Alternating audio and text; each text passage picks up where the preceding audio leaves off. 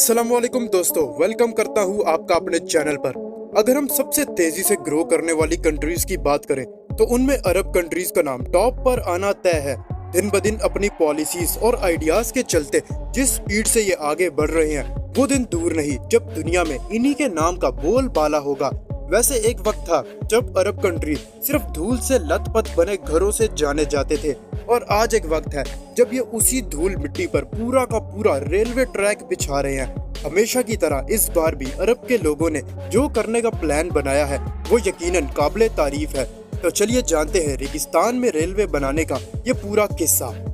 एक वक्त था जब अरब कंट्रीज का तरक्की करते दूसरी कंट्रीज से कम्पीट करना काफी मुश्किल था।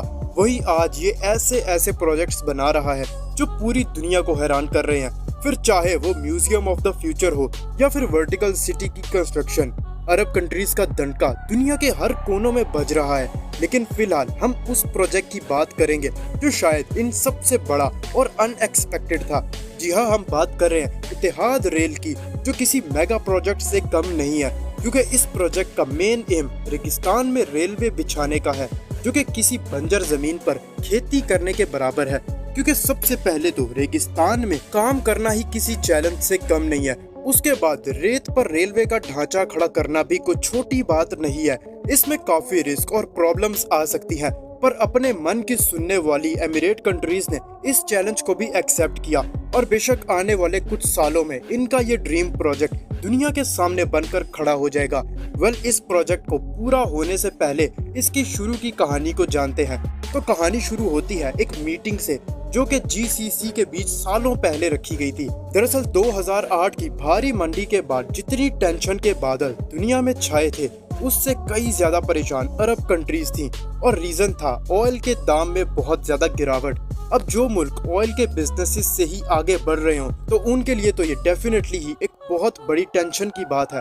पर मीटिंग में सोचना समझने के बाद जीसीसी के सभी 6 members Saudi Arabia, Kuwait, United Arab Emirates, Qatar, Bahrain और ओमान के बीच रेलवे प्रोजेक्ट पर काम करने का फैसला हुआ, और सभी ने रेलवे प्रोजेक्ट पर स्टैंप लगा दी, जिसका मेन एम 6 मुल्कों को आपस में कनेक्ट करना था जिससे बिजनेस में फायदा हो सके। वैसे इस प्रोजेक्ट की पूरी कॉस्ट को सभी 6 नेशंस में डिवाइड कर दिया गया था, जो करीब 100 से 200 बिलियन डॉलर्स के आसपास था।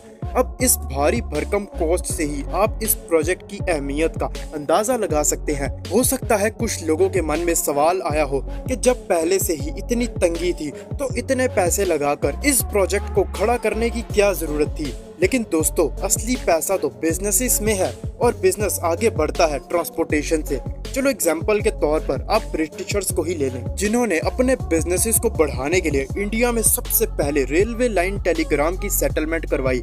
बेसिकली ये सभी 6 मुल्क अपनी इकोनॉमी को ऑयल और गैस से रेलवे पर शिफ्ट करना चाहते हैं, जिससे कि इकोनॉमी और बाउंस कर सके। ये रेलवे लाइन सभी कंट्रीज के पोर्ट्स को मैन्युफैक्चरिंग हब से कनेक्ट करेगी, जिससे कि पोर्ट्स और अर्बन कंट्रीज में बिजनेस अच्छे से हो सकेगा। यही नहीं, इस रेलवे लाइन से सबसे पहले तो सभी 6 गल्फ कंट्रीज के रिश्ते और स्ट्रॉन्ग होंगे।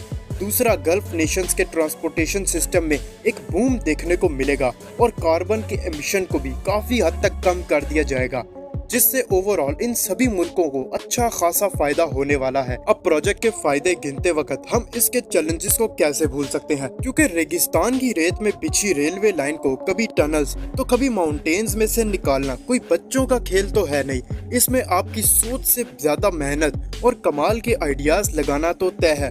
ऊपर से बिलियन ऑफ डॉलर्स जब किसी प्रोजेक्ट में लगते हैं तो उसकी अहमियत अपने आप ही बढ़ जाती है। यहाँ काम करना डिफिकल्ट इसीलिए भी है क्योंकि रेगिस्तान में जो सूरज आग बरसाता है वो सहना मुश्किल नहीं बल्कि नामुमकिन है। इसी वजह से यहाँ दिन के बजाय रात को काम किया जाता है, क्योंकि रात को यहाँ का टेम्परेचर करीब 30 डिग्री तक कम हो जाता है।